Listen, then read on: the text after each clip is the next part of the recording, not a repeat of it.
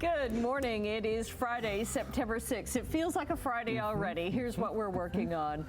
A late night fire in a garage of an Oakville home is under investigation this morning. Our very own Emily Taylor was on the red carpet talking to Ben Stiller about his new film Nutcrackers at the debut of TIFF. And the NFL season kicks off in dramatic fashion.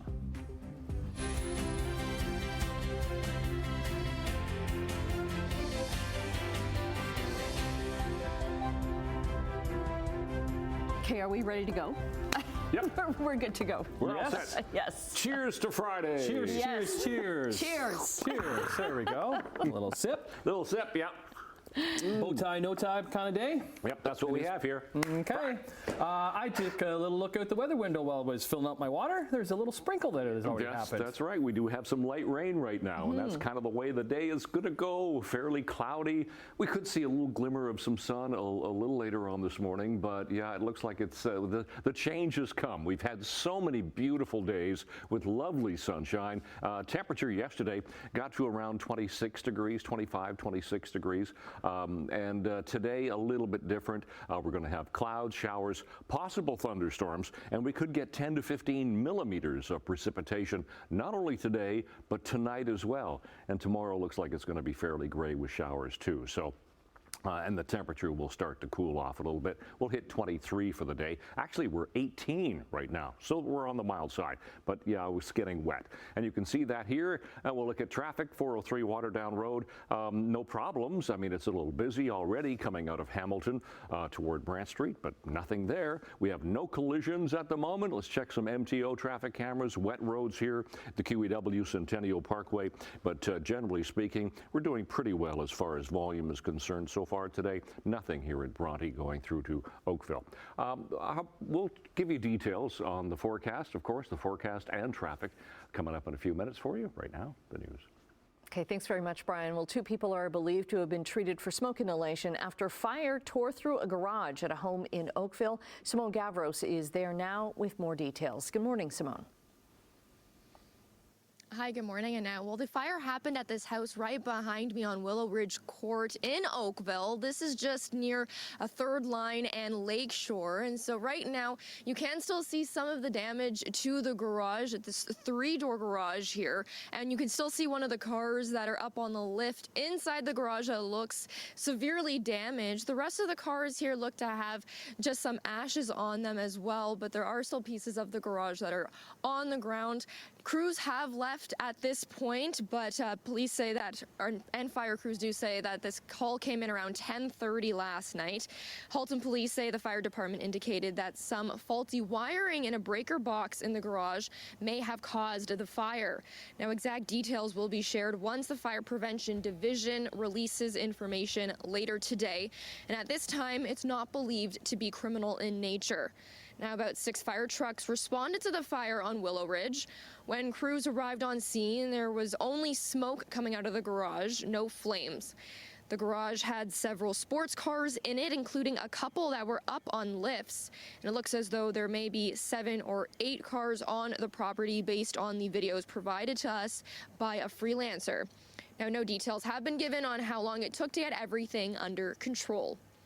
Now, we have reached out to Oakville Fire for more details to see if they're able to come out here to do a quick interview to hear more about what exactly caused the fire and what they saw when they did arrive on scene. But for more this morning, I'll be talking to people in the area, some neighbors, to get more reaction on what they heard last night just before 10:30. But for now, I'll send things back over to you, Tim. All right, thanks, Simone. Let's come to Hamilton now. And the city has granted an urgent injunction order against a downtown nightclub. It means Club 33, that's near Catherine and Jackson Street, it will be closed until at least next Thursday. The order prohibits the owners of Club 33 from doing any business requiring a license, including as a restaurant or entertainment venue. And there was a triple shooting outside the club last month and another shooting inside earlier this year. Last Friday, the nightclub was shut down for serving alcohol a day after its liquor license had been revoked. The OPP say this Labor Day long weekend was tragic. both on and off the road. There were 7 traffic deaths on roads patrolled by the provincial force, including the deaths of 2 pedestrians, a motorcyclist, and an off-road vehicle driver. The OPP laid over 9,100 traffic and marine charges across Ontario over the weekend. 4,800 of those charges, they were for speeding. Well, all levels of government are spending more than $6 million towards Hamilton's public transit. The funding will cover 2 main projects. First, Hamilton will buy up to 15 accessible transit vehicles and 4 accessible supervisor vehicles. They'll be used for emergencies when HSR, DARTs, or taxis are not available. In the second project, the city will review the designs of 2 existing transit hubs and assess 5 new hubs across Hamilton. So it's to help meet the public transit needs of Hamilton's growing population. One of Hamilton's historic sites has been closed for tours. The city has canceled all remaining fall tours of Ockmar House at the corner of Fennell Avenue and West 5th on Hamilton Mountain. A social media post from Hamilton Civic Museum says the pause will, quote, allow us time and resources to work with the community through public consultations on future programming at Ockmar. The manor was built in 1854 and among other uses over the years was a convalescent hospital for Second World War veterans in the 1940s. Let's get to Niagara now. It's the first of its kind in the area, a brand new Ronald McDonald House family room that is opened at the Murata Family Hospital in St. Catharines. So this is a place where families and kids can come and relax and just take a break from the hospital environment.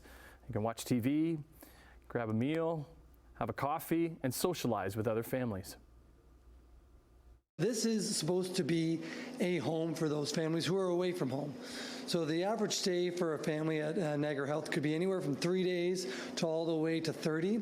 So if you're here every day, you know, what I say is doing the drill, kind of being bedside to your newborn baby, maybe being next to your child who's, you know, going through a tough moment of their life.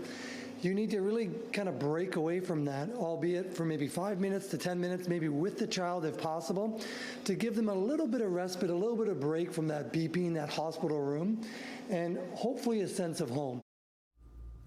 Big shout out to CEO of Ronald McDonald House, Mario Di DeVitis, who has been on our show talking about this and the progress through it. And now that it's complete, so congratulations to him and his whole team. The family room was constructed by Niagara builder Silvergate Homes. That company, along with Silverline Group and the Mountain View Building Group, also donated $200,000.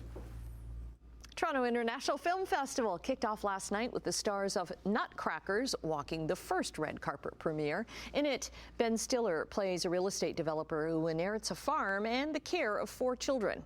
Emily Taylor caught up with the cast last night. Good morning, Morning Live. We're on the red carpet here at Roy Thompson Hall, where the first carpet of the entire festival just wrapped up. Nutcrackers, featuring Ben Stiller, who was just behind us here. We had a chance to catch up with him just a few minutes ago and ask him what it was like to step foot on that rural farm in Ohio where the movie takes place. It was interesting. It's like it's the house the boys live in, and it's a farm, and I didn't grow up on a farm, so I mean I've been to farms, but it's a working farm. There were a lot of animals all around, which is the way they like to have it in the house. So there were like, I don't know, like 8 to 10 cats all the time. So you had to kind of watch your step all the time. There was this incredible dog, Laddie, who actually passed away before the film came out and the movie's dedicated to, and he was just like, he was a person in a dog outfit.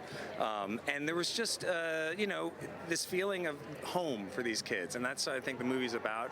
They kind of welcome Uncle Mike into their home, and at first he's very resistant, and they pull him into their world, and that's kind of the experience I had making it. It was just the most amazing thing that could ever happen to us. It was so much fun.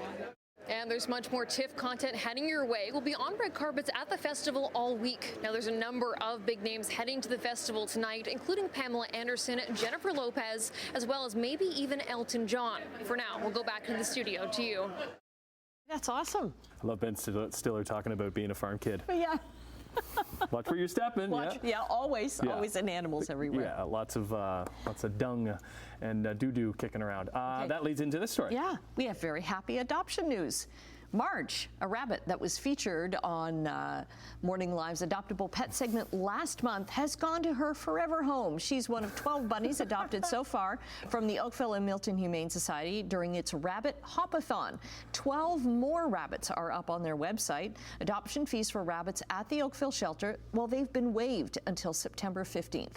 All of the rabbits are spayed or neutered, microchipped, and they also come with a Wren's Pets gift card. That name matches. It looks like a Marge. And Marge. Yeah. Well done. Love passing that news along. Good stuff there. And yes, I did say doo-doo on the air just earlier. So if you... Well, it's your duty to do that. Yes, if you have that on your bingo card. Let's see what else I'll say as we get into sports. NFL season is officially underway. The back-to-back champs from Kansas City started their quest for a third straight title, something that has never happened, right, Annette? We talked about this yesterday as they hosted the Baltimore Ravens, and they were up by 7 late when Lamar Jackson tried to tie things up.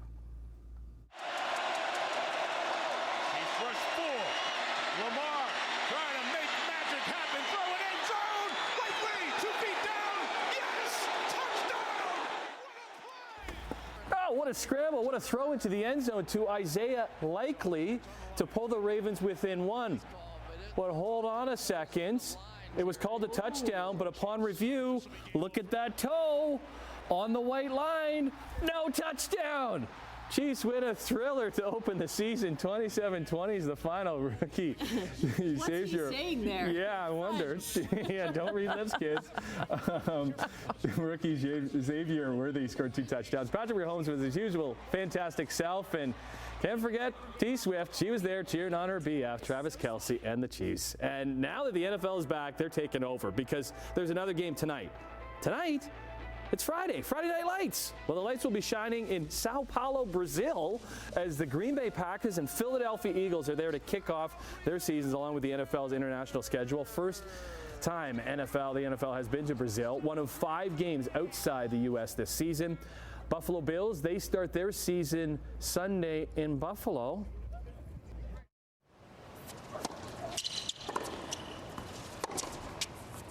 And that's out. Jessica Pegula will play for the U.S. Open title. And could be a great weekend for the Queen City as Buffalo's Jessica Pegula is off to her first ever U.S. Open and Grand Slam final. She took down Caroline Mukova in 3 sets at Arthur Ashe last night. There was her dad, Bills owner Terry Pegula, in attendance as Jessica tries to become the second straight American woman to win after Coco Gauff took the title last year. And Gauff, she beat Ariana Sabalenka in last year's final. And Pegula will have to do the same thing this year as she tries to win her first U.S. Open title after beating another American, Emma Navarro. This is Sabalenka in the other semifinal in straight sets. So the women's final, that goes down on Saturday. Tomorrow, the men's semifinals, they happen tonight. Let's go down the road in Welland. It was a disappointment for the Jackfish and their fans as they will not be repeating as intercounty baseball champs as the Guelph Royals came back scoring 11 unanswered runs from the 6th inning on. They're going to be heading to the IBL finals to face Barrie. First time they've been in the finals in 20 years. Still, another great season put on by the Jackfish, who continue to be the benchmark for entertainment on and off the fields in the league. All right, so let's go to Paris. 8 years after winning his first career Paralympic gold medal, 12-time world champ Brent Lakatos won the 800-meter T53 race to claim his second career gold medal. He's 44. And he holds the 800-meter world record, saved his best for the final stages. He passes the reigning world champ from Thailand in the last lap and won the gold. This follows a silver medal that he won in the 400 meters. Not the only gold on day number 8, though.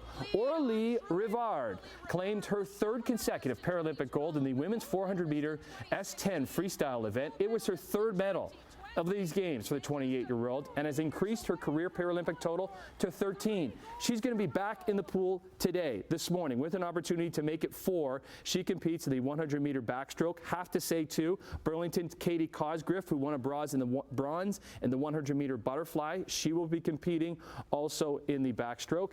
Canada overall has 20 medals as we enter day number 9. And it's Friday, day number 9.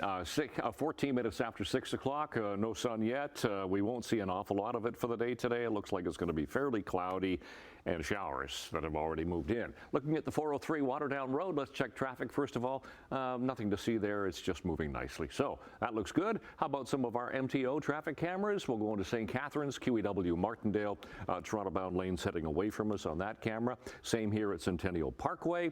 As we flip ahead to Fairview Street going toward Brant, looks good. Same with Trafalgar and Oakville. No problems at Cooksville Creek. We have no collisions and no volume just as yet. But we do have some light rain shower activity happening at the moment. Temperature is on the mild side at 18 degrees. Winds are light. Relative humidity not right up there, but 91%. And we do, as I said, have that cloud cover. Air quality for the day today will get better as the day goes on. It'll go from moderate to a low risk category for this afternoon. What we have is just little patches of precipitation. This is a satellite radar picture, and you can see how the green, which is the rain showers, have just pushed into the horseshoe, the leading edge of it. And what we're going to have is that cold front approaching with the low pressure system going by us for the day today, and that's going to bring us that chance of thunderstorms today, tonight, and exactly tomorrow, chance of showers during the day tomorrow. And tomorrow is going to be a fair bit cooler as that cold front goes through. But today, 10 to 15 millimeters possible with showers, thunderstorms, maybe just a little bit of sunshine. Temperatures 21, 22, and 23, but it will feel like 30 when you factor in the humidity. Tonight stays cloudy. Again, another 10 to 15 millimeters possible. Showers and thunderstorms throughout the evening and still lingering into the overnight. And tomorrow, a fairly cloudy day. Cooler temperatures tomorrow with chance of showers, temperatures anywhere from 15 to 18 degrees tomorrow. So out the door, as I said, we have a little light rain shower activity at the moment. Temperature right now is 18. Long range coming up. Annette, Tim. Okay, another big economic indicator is out this morning. It's the jobs report, and it could influence the next round of interest rate announcements. In overseas trading, the Canadian dollar is up 6 basis points, trading at 74.06 cents U.S. Gold is up $4.50. Crude is up 19 cents to $69.34 U.S. a barrel. In midday trading in Europe, markets are down in London, Frankfurt, and Paris. Off to Asia we go. Markets were down in Tokyo and Shanghai. Trading in Hong Kong, that was halted because of a typhoon. What about North American markets? How'd they do on Thursday? Some losses on Bay Street for the TSX. Triple-digit losses on the Dow Jones. On Wall Street, some slight gains for the NASDAQ. Let's see how they wrap up the trading week when things start at 9:30 this morning. Well, August job numbers are due out later this morning, and it could have a big impact on interest rates. Economists expect that Canada's unemployment rate increased slightly last month from 6.4% in July. Excuse me. Canada's jobless rate has been going up for the last year and a half. This week, the Bank of Canada governor suggested that if the economy slows by more than expected, or if inflation dips rapidly, the central bank is ready to cut interest rates faster. U.S. job numbers are also coming out this morning. 7-Eleven has rejected a multi-billion-dollar offer to merge with Circle K, the 7-Eleven chain. It is owned by Japan's Seven & I Holdings, which indicated the $39 billion bid from the Canadian owner of Circle K convenience stores, it was too low, and that its global business was worth more. Analysts had previously said the combined entity would have controlled nearly a fifth of the U.S. convenience store market. In a statement today, Seven & I Holdings said it was open to sincerely considering any proposals in the best interests of its shareholders. Canada's canola industry could take $1 billion hit in Chinese trade. The international credit rating agency Morningstar says China's plan to launch an anti-dumping investigation into canola seed imports from Canada could result in China putting taxes on the crop. The last time China blocked shipments of canola seed from two major Canadian companies, industry estimates peg the cost to the Canadian canola sector at up to $2.35 billion. That was between 2019 and 2020. Let's look at business news. What a fabulous week we've had so far from the weather. It's kind of come to an end because it's going to be a little bit soggy. I'll let Brian pass along the details for that and what we got for the weekend right after this. 6:24. Good morning. It is the 6th morning of September already. Not a lot of rain showers happening here at the QEW Glendale. Not a lot of volume either, but we do have a fair bit of volume here. Top of the Burlington Skyway Bridge, Toronto bound towards us, really bogging down now as you head toward North Shore Boulevard.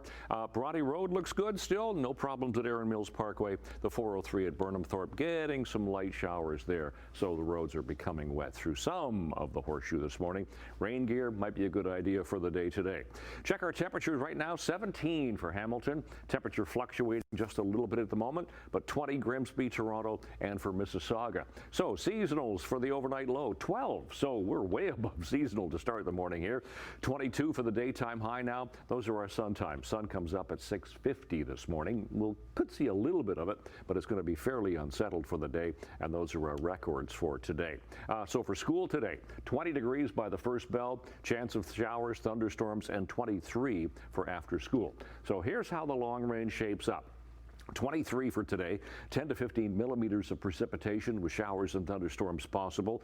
Another 10 to 15 overnight. Again, chance of showers and thunderstorms. Tomorrow, we just lose the thunderstorms, but we do have chance of showers. It'll be a cooler day tomorrow. Cloudy skies and 16. Grandparents' Day, Sunday. Yeah, that's what we call it. It's the Sunday after Labor Day. So sunny, sunshine comes back Sunday, Monday, and then again some sun for Tuesday, Wednesday. It looks good as we head into Thursday. That's your forecast. Annette, Tim. Okay, dogs in costumes. They took over Sony Hall in New York City for the second annual Catwalk Fur Baby Fashion Show. 21 dogs, along with designers and models, came together to raise money for animal welfare, with about half the pups being rescues. Hi, little buddy. I'm kind of shy. Showed off outfits like brands from Tommy Hilfiger. Karina Nina, thank I believe. you. Jonathan Kane. The event took place just before New York Fashion Week, which is set to begin today. Wonder if they have to take giant lint rollers now all over the place. Fashion Week. Because I was confused because you said dogs and then you said catwalk and just like, yes, no, just dogs. On the catwalk. No cats allowed. No, cats would not be on the catwalk. They're too busy knocking things off counters. We need the I'm too sexy. Yes, on the catwalk, on the catwalk, yeah, I shake my little tush on the catwalk. Okay, Brent, do you have that one queued up, please? There we go. Now our intro music as we go to break.